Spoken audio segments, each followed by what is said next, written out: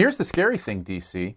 Imagine if you had made movies like this for all of your superheroes before you put them in the same movie. Just a thought.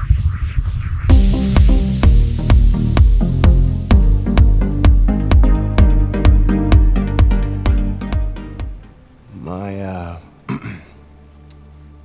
name is Captain Steve Trevor, pilot, American Expeditionary Forces, serial number 8141921. That's all I'm at liberty to...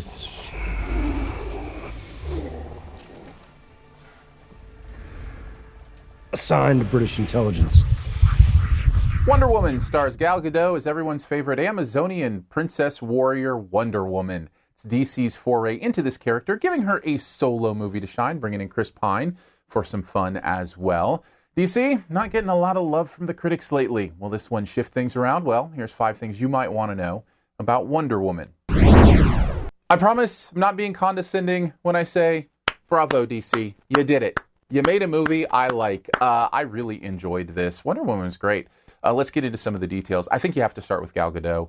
Phenomenal casting here. She is so good in this role. I love what she does with the character because you feel like she understands every bit of who this character is. And she doesn't get rid of her femininity to serve the strength of the character, which I think is a false dichotomy we've seen before, where you have to be one of the guys or be like the guys to show any strength in a movie. I think Aliens has a little bit of that, where Ridley is, just one of the guys and being tough like Ben. No, you can be a woman and be strong in this way. These are the women I've seen in my life, full of that grace and that beauty, and yet completely strong and able to stand up. And in this case, able to fight as well. I think you have to give a lot of credit to Gal Gadot for pulling that off. I think it's been probably since The Force Awakens that I've seen a female character with this much strength that doesn't lose any of the identity of what it means to be a woman.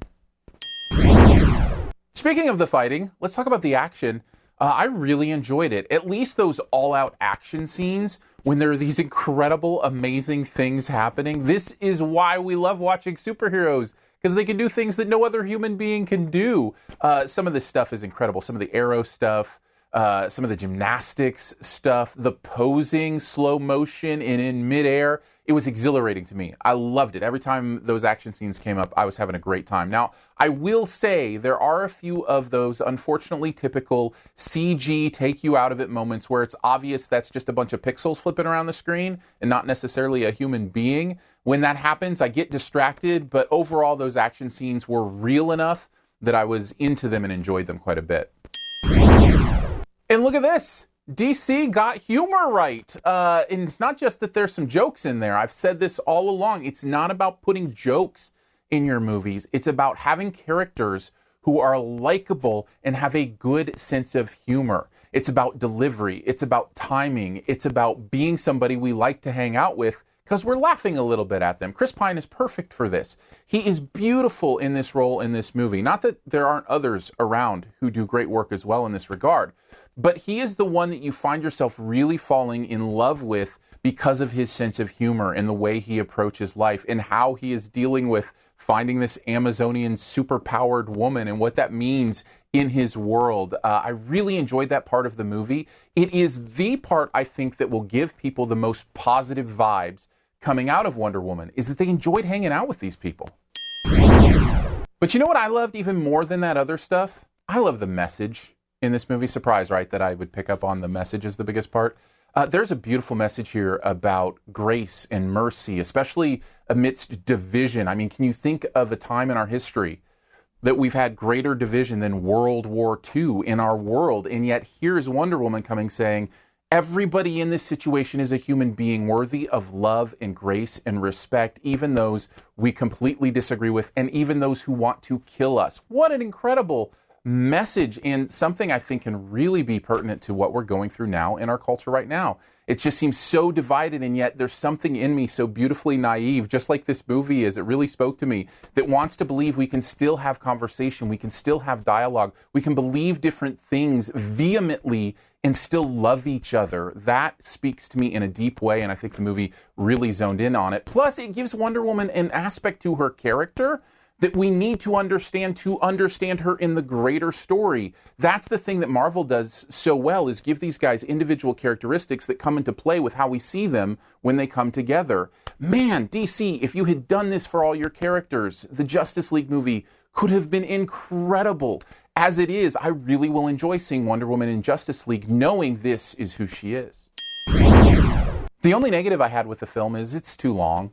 And this seems to be a common one. I know editing is hard. You fall in love with every scene in your movie, and it's hard to get rid of them. And a lot of those scenes that aren't action in this movie are important. And I'm not really talking about getting rid of those, but some of the exposition is a little bit too long and frankly unneeded. There's a Wonder Woman as dress-up doll scene that goes on a little bit too long. Overall, take about 20 minutes off this movie, and I think you've got this perfect movie with a lot of momentum. As it is, there were stretches in this movie where I got a little bit bored. Thankfully, when the action did kick back up, it was pretty amazing. Overall, this is a great movie. Wonder Woman is fun to watch. There's some laughs in there, some great action, a beautiful exploration of this character. I give it a solid A-. Thanks for checking out this Your Movie Friend review. We'll get to the best ever challenge here in a bit. Before we do, though, let's hang out more other places like Twitter, where I do a lot of my movie conversations. That's at Aaron Dicer, AARONDICER. Also, if you like podcasts, feel free to subscribe to SiftPop, SiftPop. That's our weekly pop culture podcast. We have a blast there, very interactive. We actually do it live and then put it in the podcast feed. So if you want all the details on that, you can look for SiftPop, SiftPop. And of course on YouTube, subscribe, comment, like, all that kind of fun stuff here on YouTube as well. And if you want to support this YouTube channel, I'd very much appreciate it. I've been very humbled by the incredible support, and it means a lot to me because that's how I do what I do. So you can go to patreon.com/yourmoviefriend if you'd like to help out, maybe $3 a month. There's some pretty fun perks there as well. All right, on to the best ever challenge, where you name the best movie ever in a particular category. Also try to identify my choice. What is the best alliterative movie ever? Now, these are movies where every word starts with the same letter. I'll let you throw in a the or an of or something like that.